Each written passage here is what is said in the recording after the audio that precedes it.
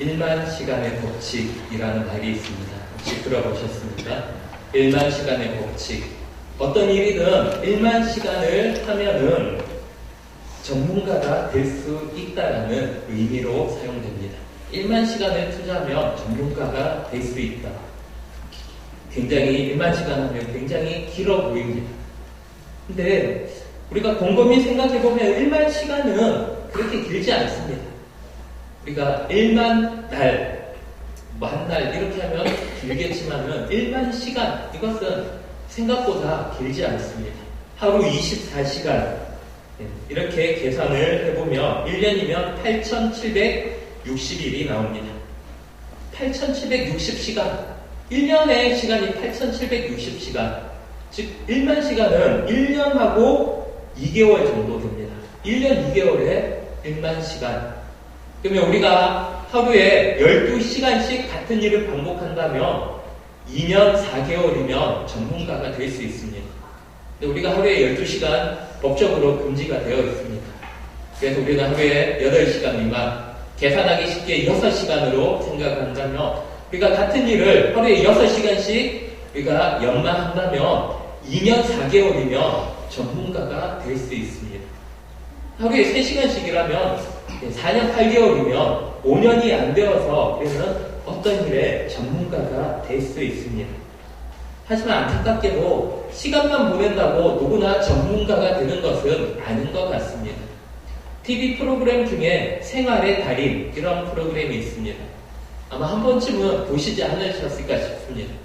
굉장히 제가 어렸을 때부터 TV에 나왔습니다. 이 생활의 달인이란 프로그램을 보면 전문가들이 나오는데 각 영역별로 전문가가 나오는데 어떤 전문가들은 10년, 20년 하여 전문가가 된 사람도 있지만 제가 프로그램을 보다 보니까 단 몇 달 만에 전문가가 된 사람들도 종종 나오는 것을 볼 수 있습니다. 그리고 똑같이 10년, 20년 했고 어떤 사람은 이 달인이라는 사람들보다 더 오랜 시간 일을 했음에도 불구하고 이 달인보다 일을 하는 능력이 더 떨어짐을 종종 보게 되었습니다. 왜 이런 차이가 생기겠습니까?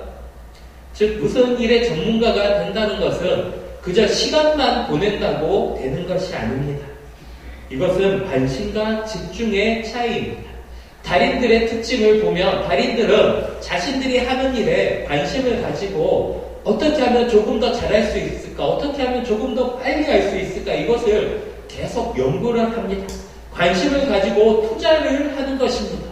자기가 일하기에 좋은 도구도 만들어내고 좋은 아이디어도 떠올립니다. 그러다 보니까 점점 더 능률이 올라가고 점점 더 속도가 빨라져서 마침내 달인의 경지에까지 이르게 되는 것입니다. 즉 시간의 문제가 아니라 집중의 문제입니다. 이것을 우리의 신앙생활로 옮겨와 보면 어떻습니까? 우리는 신앙생활의 달인입니까? 표현이 조금 애매하지만은 우리는 신앙생활의 달인이 되어야 합니다. 어떤 분들이 이런 표현을 썼습니다. 정말 기독교에 많은 기적이 있지만 정말 기적 중에 기적은 10년을 다녀도 바뀌지 않는 성도들에게 있다. 공감이 가십니까? 10년을 다녀도 20년을 다녀도 똑같다는 것입니다. 어땠습니까? 오랫동안 교회 다녔지만 아직까지 성경 한번 다 안 읽어보신 분들 우리 교회는 없을 줄로 믿습니다. 다른 교회에서는 보았습니다. 10년을 넘게 다녔는데 성경을 안 읽었습니다. 심지어 10년 넘게 다녔는데 어떤 일에 10년을 하면은 달인의 경지에 오르는데 10년을 다녔음에도 불구하고 저는 초신자입니다. 이렇게 말씀하는 분들 보았습니다. 이건 겸손의 표현이 아니라 정말 신앙이 성장하지 않은 것입니다. 이것은 문제가 있는 것입니다. 또 어떤 분들은 10년, 20년 교회를 다녔는데 교회만 오면 그렇게 조시는 분들이 있습니다. 왜 자꾸 졸게 됩니까? 물론 때때로 피곤하면은 졸 수도 있습니다. 조는 것이 문제가 아닙니다. 하나님은 사랑하는 자에게 잠을 주시기 때문에 예배 때 와서 달콤하게 잠을 잘 수도 있습니다. 하지만 매주 동일한 시간에 똑같은 시간에 잠을 잔다면 그것은 하나님께서 주시는 사랑이 아니라 습관이 되어버린 것입니다. 왜 이렇습니까? 우리는 신앙의 달인이 되지 못했기 때문입니다. 그리고 신앙의 달인이 되지 못한 이유는 하나님께 집중하지 못하기 때문입니다. 우리가 예배 시간에 하나님께 집중한다면 오전 예배 때 말씀드린 것처럼 하나님을 위하여 우리의 삶을 드리고 목숨까지도 내어놓을 수 있다면 우리는 신앙의 달인이 될 수 있습니다. 우리는 하나님 앞에 온전한 믿음의 사람이 될 수 있습니다. 성경에 나오는 인물들처럼 우리도 하나님의 위대한 일을 하는 하나님의 사람이 될 수 있습니다. 중요한 것은 하나님께 집중함이 필요합니다. 하나님을 바라보고 하나님께 집중할 때 우리의 믿음은 성장하며 우리는 더욱 성숙한 믿음으로 하나님의 온전한 사람, 위대한 신앙인이 되어지는 것입니다. 사랑하는 성도 여러분, 날마다 하나님께 집중하고 하나님을 바라봄으로 하나님의 위대한 사람, 위대한 신앙인의 삶을 살아가는 복된 성도님들 되시길 소망합니다. 오늘 본문은 우리가 정말 잘 아는 말씀이 기록되어 있습니다. 우리뿐만이 아니라 세상 사람들도 다 아는 이야기입니다. 바로 다윗과 골리앗의 이야기. 다윗과 골리앗의 이야기. 다윗이 물맷돌로 골리앗을 쓰러뜨린 이야기는 전쟁사에 길이 남을 전설 중에 전설입니다. 그리고 이것은 그냥 그랬다 하더라가 아니라 모든 사람들이 기정사실로 받아들이고 있습니다. 어린 다윗이 강력한 골리앗을 무너뜨렸다. 이것이 과연 가능하였겠습니까? 이것은 가능한 이야기입니다. 그런데 그냥 싸워서는 불가능한 이야기입니다. 이것이 가능한 이유는 바로 여기에 믿음이 있기 때문에 가능한 것입니다. 먼저 골리앗을 한번 생각해보면 어떻습니까? 골리앗은 싸움을 도두기에 굉장히 유리한 신체 조건을 가진 장수였습니다. 블레셋은 일부러 골리앗을 전면에 내세웠습니다. 왜냐하면 골리앗만 보면 사람들이 사기가 떨어져서 전쟁할 마음을 잃기 때문입니다. 골리앗의 신체 조건을 보면 17장 4절 이하에 골리앗에 대해서 표현하고 있습니다. 먼저 키는 6규빗 1뼘, 6규빗 1뼘. 한 규빗이 이렇게 손끝에서부터 팔꿈치까지의 길이 약 45cm 정도로 잡습니다. 즉 6규빗 1뼘 하면은 환산하면 약 2m 80 정도가 됩니다. 2m 80. 그러면은 에이 목사님 뻥치지 마세요. 어떻게 사람이 2m 80이 나올 수 있나요? 나올 수 없습니까? 네, 나올 수 있습니다. 놀랍게도 기록이 있습니다. 현재 세계 기네스북에 오른 세상에서 가장 키가 큰 사람이 있습니다. 터키에 가면 술탄 쾌센이라는 사람이 있는데 키가 2m 51이라고 합니다. 현존하는 사람, 키가 2m 51입니다. 터키에 가시면 혹시나 보실 수 있다고 합니다. 키가 2m 51. 2m 51이지만 2m 80까지는 아직 부족한 것 같습니다. 20세기 이후에, 이미 죽었지만 20세기 이후에 가장 큰 사람을 꼽으라면은 로버트 퍼싱 와들로우라는 사람이 있습니다. 이 사람은 22살에 안타깝게도 일찍 죽었는데 이 사람이 죽을 때 키가 2m 72였다고 합니다. 20세기 이후에 실존했던 인물입니다. 2m 72. 2m 80의 사람이 얼마든지 있을 수 있다는 이야기입니다. 근데 2m 80, 우리가 말로 2m 80이지 2m 80이 우리 앞에 있다면 어떻겠습니까? 제가 대한민국 표준이 170인데 2m 80, 저보다 110이 더 큽니다. 우리가 2m인 사람만 봐도 앞에 서면 위압감을 느끼는데 2m 80은 어떻겠습니까? 도저히 싸워서 이길 엄두가 나지 않습니다. 거기다가 골리앗은 키만 큰 것이 아니었습니다. 노트구와 비늘 갑옷을 입었는데 갑옷의 무게가 놋 5,000세겔이라고 합니다. 한 세겔에 11.5g 정도 된다고 하면은 약 57.5kg 정도 됩니다. 갑옷의 무게만 57kg 갑옷의 무게가 57kg라는 것은 그 두께가 어마어마하게 두껍다는 것입니다. 웬만한 칼과 창으로는 이 갑옷을 깨트릴 수가 없다라는 것입니다. 이 정도의 갑옷을 입고 어깨 사이에는 단창을 메고 있고 손에는 칼과 창을 또 들고 있고 그 앞에는 손에 도저히 방패 들 손이 없어서 방패를 드는 사람이 따로 있습니다. 완전 무장한 상태. 이런 사람이 나와가지고 지금 전쟁을 하자고 시비를 거는 것입니다. 이런 사람이 시비 걸면 어떻게 알겠습니까? 고개 푹 숙이고 시선을 절대 마주치지 않고 최대한 작게 보여서 눈에 안 띌 것처럼 해서 도망치는 것이 상책이지 않겠습니까? 이스라엘 백성들이 지금 이러고 있는 상황입니다. 11절을 보면 사울과 온 이스라엘이 블레셋 사람이 이 말을 듣고 놀라 크게 두려워하니라. 놀라 크게 두려워하는 상태, 두려워서 떠는 상태가 지금 이스라엘과 사울의 상태입니다. 이 사람들이 지금 두려워하여 도망하고 있습니다. 그들이 왜 두려움에 빠졌습니까? 단순히 골리앗이 키가 크기 때문이겠습니까? 그것이 아니라 사울과 이스라엘 백성들이 하나님께 집중하지 못하기 때문입니다. 하나님께 집중하지 못하다 보니까 골리앗의 큰 키에 기가 죽어서 두려워 떨며 심지어 도망하기까지 하는 것입니다. 이에 반해 다윗은 어떻습니까? 다윗은 키가 작습니다. 키가 작은 편으로 우리는 이해합니다. 왜냐하면 성경에는 아담하였더라 이런 표현을 쓰고 있습니다. 요즘 성경은 아니지만 개역 한글에는 아담하였더라. 아담하다는 표현이 어떻습니까?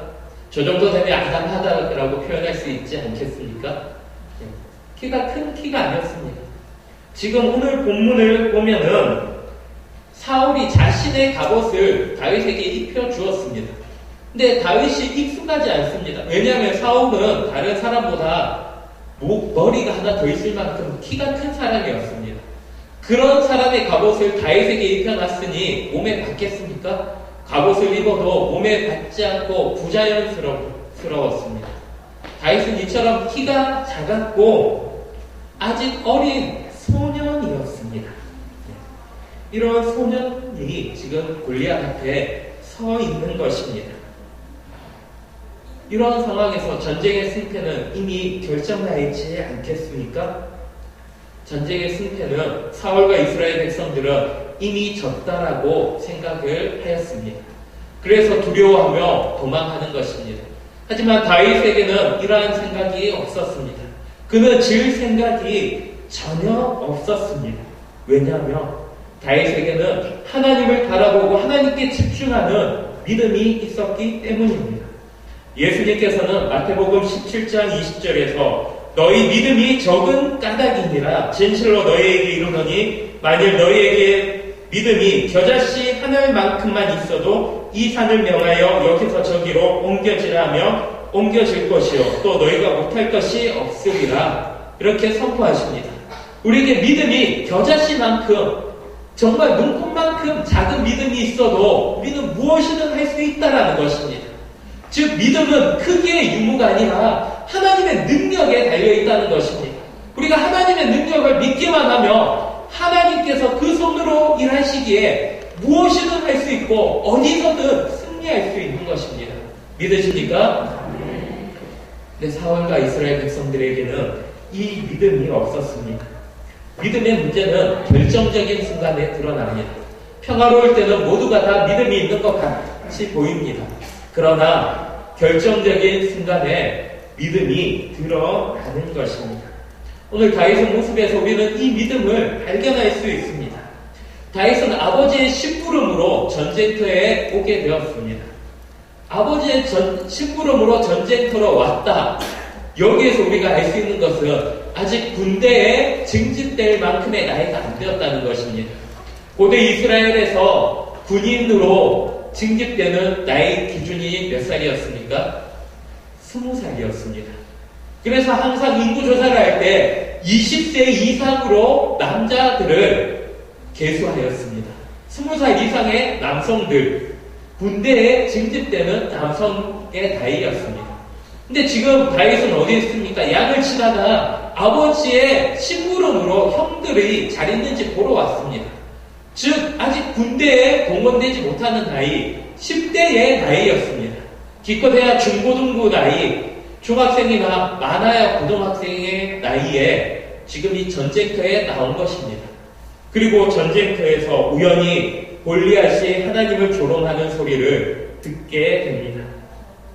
하나님을 조롱하는 소리에 사울과 이스라엘 백성들은 전신무장을 하고 있는 그 군사들은 두려워 떨고 있습니다. 하지만 다윗의 반응이 어떻습니까?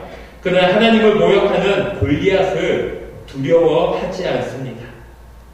도리어 어떻게 합니까? 그는 죄송한 표현이지만 골리앗 따위가 어디 감히 이렇게 표현하면서 골리앗 앞에 나서려고 합니다. 그리고 사울 앞에 나가서 하는 말이 34절과 35절을 보면 사자나 곰이 올 때도 그것들과 싸워서 양떼를 지켰듯이 이 골리앗 앞에서도 넉넉히 이길 수 있다라고 그가 장담을 합니다. 골리앗을 한순간에 짐승으로 만들어 버립니다. 골리앗을 짐승으로 만들어 버리고 골리앗 따위는 언제든지 이길 수 있습니다. 이렇게 큰 소리 치는 것입니다. 만약 우리가 이 당시에 살고 있던 이스라엘 백성이라면 이런 다윗을 어떻게 보았겠습니까? 다윗의 이야기를 들으면서 그래 맞다, 우리가 얼마든지 이길 수 있다, 이렇게 생각하겠습니까? 아니면 저 어리고 철없는 것이 어쩌다가 제가 저러다가 죽지, 이런 걱정을 하겠습니까? 우리가 실제로 많은 경우에 이런 걱정을 합니다. 그래서 우리 자녀들이 믿음으로 예배에 가겠다, 시험 기간에 교회에 가겠다면은 우리 부모님도 뭐라고 하십니까? 지금 네가 교회 갈 때야? 너는 공부할 때야. 공부부터 해. 시험 기간에 성경이라도 읽으려면은 지금 네가 이 성경 읽을 때야? 공부부터 해. 우리 교회는 안 계시죠? 안 계실 줄 믿습니다.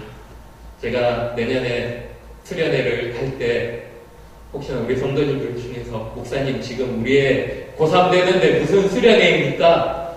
지금 수련회 보내면 안 됩니다. 공부시켜야 됩니다. 제발 이런 얘기 안 듣기를 저는 소망하고 있습니다. 다른 교회에서 종종 들었습니다. 오늘따라 다른 교회 이야기를 많이 하는데요. 다른 교회에서 고등학교 2학년 친구를 회장이 세웠다고 저한테 와서 따지는 분이 있었습니다. 유치부 부장 권사님이셨습니다. 유치부 부장의 권사님인데 저한테 와서 우리 아들 고2인데 공부해야 되는데 회장 시키면 어쩝니까? 제가 시킨 게 아니라 총회 때 투표로 뽑혔습니다. 그리고 중고등부 부장이 그 친구의 회장의 아버지였습니다. 이해되십니까? 관계가? 중고등부 부장은 남편 집사님이고 이제 유치부 부장은 아내 권사님인데 그 사이에 아들이 회장이 됐는데 아내 권사님이 저한테 와서 따지시는 겁니다. 이런 일이 일어나는 이유가 무엇입니까? 하나님께 집중하지 못하기 때문입니다. 이런 분들이 다윗 시대에 살았다면 다윗을 만류하였을 것입니다. 다윗을 혼내서 쫓아보내는 것입니다. 네가 지금 여기 있을 때가 아니야. 너는 집에 돌아가. 너는 가서 야누라 가. 어디서 어린애가 감히 이렇게 표현하지 않았겠습니까? 실제로 성경을 보면 이렇게 표현하는 사람이 등장합니다. 다윗의 큰형 엘리압이었습니다. 엘리압은 다윗이 어리고 철이 없어서 전쟁을 구경하러 왔다라고 야단을 칩니다. 그리고 다윗을 쫓아보내려고 합니다. 그러나 다윗은 돌아가지 않습니다. 형을 두려워하지 않습니다. 왜냐하면 지금 하나님의 이름이 모욕당하고 있기 때문에 그에게 하나님의 이름만큼 중요한 이름이 없고 그에게 하나님의 이름만큼 강력한 이름이 없기 때문입니다. 그는 골리앗은 얼마든지 쓰러뜨릴 수 있는 믿음을 가지고 있었습니다. 다윗은 하나님을 바라보는 믿음이 있었고 하나님을 향하여 믿음으로 달려나가는 것입니다. 그래서 36절을 보면 주의 종이 사자와 곰도 쳤은즉 살아계시는 하나님의 군대를 모욕한 이 할례 받지 않은 블레셋 사람이 이리까 그가 그 짐승의 하나와 같이 되리이다. 그렇게 선포하는 것입니다. 그는 이미 전쟁에서 승리하였습니다. 골리앗을 두려워하지 않고 하나님의 이름으로 나감으로 이미 전쟁에서 승리하였습니다. 하나님께서 이 다윗의 이 장담에 반응하지 않으시겠습니까? 하나님께서 이 일을 이루시지 않으시며 다윗과 함께 하시지 않으시며 하나님의 이름이 오히려 더 더럽혀지는데 하나님께서 가만히 계시겠습니까? 다윗은 이것을 알았습니다. 그래서 하나님의 이름으로 선포하며 나가는 것입니다. 다윗의 이러한 믿음의 확신이 어디에서 나오겠습니까? 그는 평소에도 하나님께 집중하였습니다. 그래서 사자와 곰으로부터 양떼를 지킬 때도 하나님을 바라보고 하나님을 의지하여 사자와 곰과 싸웠던 것입니다. 그는 사자와 곰과 싸울 때마다 하나님께서 자신을 보호하시고 지키심을 경험하였던 것입니다. 그가 경험하였기 때문에 지금 믿음의 확신을 가지고 골리앗 앞에서도 담대하게 나아갈 수 있는 것입니다. 이러한 다윗의 믿음을 발견할 수 있는 것이 바로 다윗이 가진 무기에서 우리는 확인할 수 있습니다. 다윗이 이때 가진 무기가 무엇입니까? 물맷돌입니다. 물맷돌. 물론 물맷돌 하나하나는 굉장한 공격 무기입니다. 실제로 이스라엘의 베냐민 지파 중에서는 물맷돌을 가진 부대가 있었습니다. 물맷돌로 적을 공격하는 부대가 있었는데 그렇다고 이것은 살상 무기는 아니었습니다. 위협적이기는 했지만 적의 군대가 다가오지 못하게 하는 정도였지 살상용은 아니었습니다. 1대1의 싸움에서는 사용하기 어려운 무기입니다. 근데 다윗은 이 물맷돌을 가지고 나갑니다. 몇 개를 가지고 나갔습니까? 5개. 네, 감사합니다. 네, 1개. 네. 초등부 제가 더 잘 가르치겠습니다. 5개를 가지고 나갔습니다. 5개. 왜 5개이겠습니까? 여기서 그렇죠. 빗나갈까봐 맞겠습니까? 저는 이 본문을 굉장히 많이 고민했습니다. 왜 하필이면 5개일까? 빗나갈까봐 다윗의 믿음이 이렇게 확실한데 그런데 빗나가면 어쩌지? 그래서 여유분으로 5개를 준비하였다? 저는 좀 아닌 것 같았습니다. 그런데 어떤 분의 해석을 제가 듣게 되었습니다. 이분의 해석이 이렇습니다. 다윗이 물맷돌 5개를 준비한 것은 합당한 이유가 있다는 것입니다. 우리가 그저께 새벽에 본문에 보았는데요. 이제 사무엘 하 21장을 보면은 블레셋 군대 거인족들이 등장을 합니다. 다윗의 부하들이 블레셋의 거인족들을 물리치는 내용이 사무엘 하 21장에 기록되어 있는데 그때 보면은 거인들이 소개가 됩니다. 거인족인 아낙 자손의 후에 둘러서 이스비브노, 삽, 골리앗의 아우 라흐니, 손가락과 발가락이 6개씩 있는 거인까지 4명이 있었습니다. 여기에 골리앗까지 총 5명의 거인족이 있었던 것입니다. 키가 2m 80이나 되니까 어떻습니까? 멀리서 봐도 이 거인족들이 눈에 보이는 것입니다. 다윗이 둘러봤더니 하나, 둘, 셋, 넷, 5 골리앗 말고도 4이나 더 있네 이렇게 생각하였다는 것입니다. 그래서 물맷돌을 주면서 원샷 원킬 하나당 물맷돌 하나 5개면 충분하다. 이 주장이 맞는지 저도 확신할 수 없습니다. 근데 저는 맞는 것 같습니다. 저는 이 이야기가 맞는 것 같습니다. 다윗은 철저한 믿음을 가졌기 때문에 골리앗 이후에 다른 4명의 거인족이 한 번에 동시에 덤비면 어떻게 하겠습니까? 다윗이 물맷돌로 하나씩 쓰러뜨리겠다라는 계산을 가졌던 것 같습니다. 그래서 믿음으로 물맷돌 5개를 가지고 달려나가는 것입니다. 5명이 덤벼도 한 번에 이길 수 있다라는 확고한 믿음이 다윗에게 있었던 것입니다. 그래서 골리앗 앞에 섭니다. 골리앗이 다윗을 봤더니 얼마나 황당하겠습니까? 자그마한 키에 자신의 반밖에 안 되는 키에 무기라고는 물맷돌 하나. 이 다윗이 얼마나 가소롭겠습니까? 근데 다윗의 입장에서는 골리앗이 이렇게 보였을 것 같습니다. 사울과 이스라엘 군대는 골리앗을 보면서 쟤를 어떻게 공격해? 어디로 맞춰야 되지? 어떻게 공격해야 되지? 하고 두려워하였겠지만 다윗의 입장에서는 야, 크니까 아무렇게나 던져도 다 맞겠다. 이런 생각하지 않았겠습니까? 믿음으로 나가는 것입니다.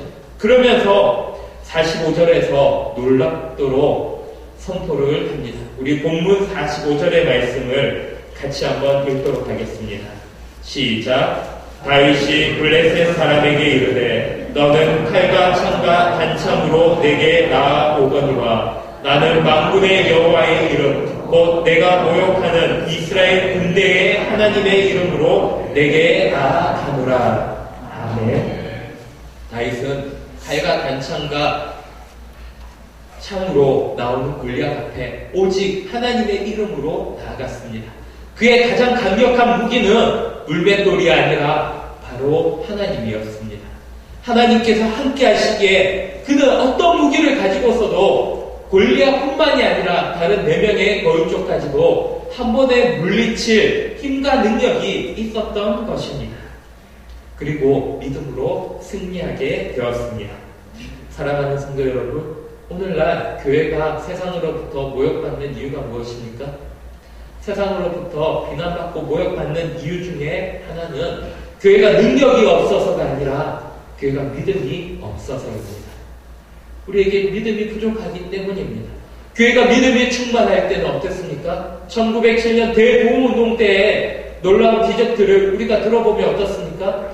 교회에 그 회개하는 자들을 잡으러 왔던 경찰관들조차도 회개하고 그 자리에서 하나님 앞에 엎드려졌다라고 합니다. 온 나라가 다 회개하며 하나님 앞에 엎드린 놀라운 믿음의 역사가 이미 우리나라에 있었습니다. 그런데 왜 오늘날에는 없습니까? 오히려 코로나 이후로 교회는 더 비난받고 성도들은 왜 더 많이 줄어버렸습니까? 우리에게 믿음이 없기 때문입니다. 우리가 믿음으로 하나님의 이름으로 나아가야 하는데 교회는 믿음의 공동체고 교회에 있어서 가장 중요한 가치는 믿음인데 우리에게 이 믿음이 없는 것입니다. 믿음이 없으니까 우리는 자꾸만 실패하게 됩니다. 믿음이 없으니까 말로만 때우게 되고 믿음이 없으니까 우리는 점점 더 많이 떨어져 나가버리는 것입니다. 오늘 우리에게 필요한 것이 무엇입니까? 바로 믿음입니다. 우리는 하나님이 약하여서가 아니라 우리 안에 믿음이 없어서 교회가 비난받음을 기억해야 합니다. 다윗은 하나님을 믿는 믿음을 가지고 나갔습니다. 사울과 이스라엘은 믿음이 없었기에 하나님의 이름이 모욕당하는 것을 지켜보고만 있었습니다. 그리고 두려워 떨었습니다. 오늘 교회의 모습이 이렇지 않습니까? 우리는 다윗과 같은 믿음을 가져야 합니다. 다윗과 같은 믿음으로 담대하게 나갈 때 세상은 두려워 떨게 되며 우리 앞에 무릎 꿇게 됩니다. 더 정확하게 우리 앞에 아니라 하나님 앞에 무릎 꿇고 엎드리게 되는 것입니다. 사랑하는 성도 여러분, 믿음이란 어느 한순간에 생기는 것이 아닙니다.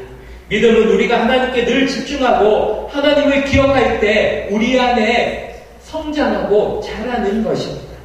우리는 다윗처럼 날마다 하나님께 집중하고 하나님을 바라보아야 합니다.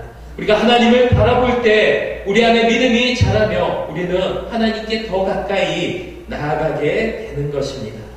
다윗이 믿음으로 승리할 수 있었던 이유는 날마다 하나님을 바라보고 하나님께 집중하였기 때문입니다. 그가 어릴 때부터 양을 치면서 하나님을 찬양하고 하나님을 노래하고 들짐승으로부터 양을 구할 때마다 하나님의 이름으로 나아갔기 때문에 골리앗까지도 그는 이길 수 있었던 것입니다. 오늘 우리에게 이 믿음이 필요합니다.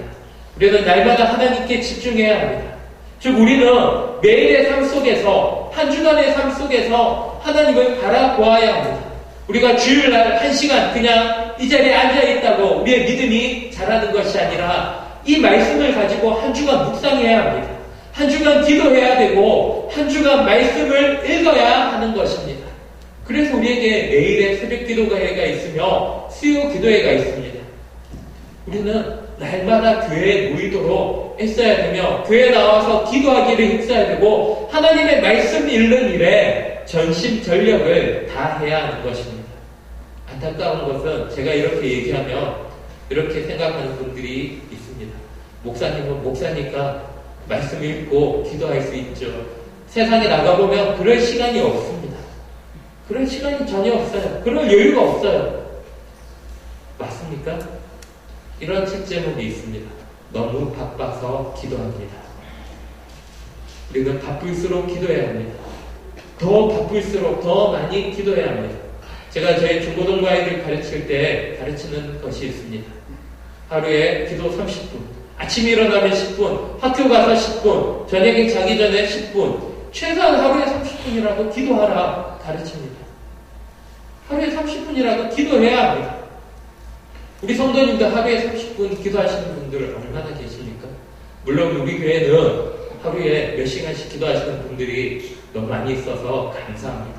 제가 아침에 교회 와보면 이미 와서 기도하시는 분들이 있습니다.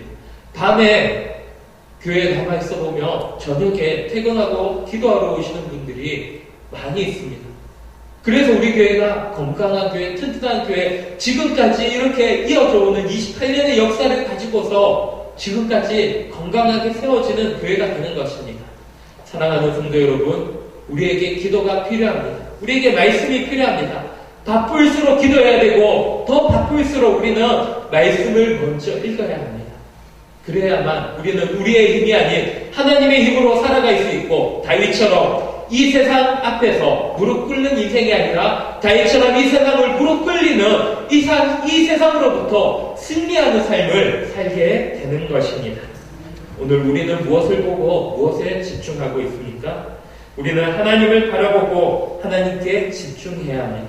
오직 말씀과 기도로 하나님께 집중함으로 날마다 평소의 삶에서 평일의 삶 가운데서 하나님과 동행하는, 그러므로 위기의 때마다 하나님의 이름으로 승리하며 이 땅 가운데서 하나님의 이름을 증거하고 선포하고 하나님의 나라를 확장시켜 나가는 우리 모든 성도님들 되시길 간절히 축복합니다.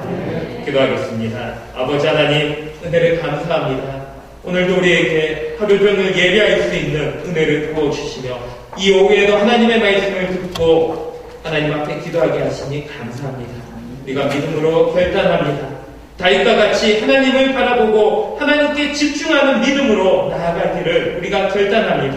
한 주간도 말씀과 기도로 살게 하여 주시옵소서. 더 바쁠수록 기도하게 하여 주시고 바쁜 가운데서 먼저 말씀을 읽게 하여 주시옵소서. 말씀과 기도로 이 땅 가운데 넉넉히 이기며 승리하며 다윗과 같이 하나님의 이름을, 하나님의 나라를 선포하며 나아가는 주의 귀한 성도들 되게 하여 주시옵소서. 예수님의 이름으로 기도드립니다.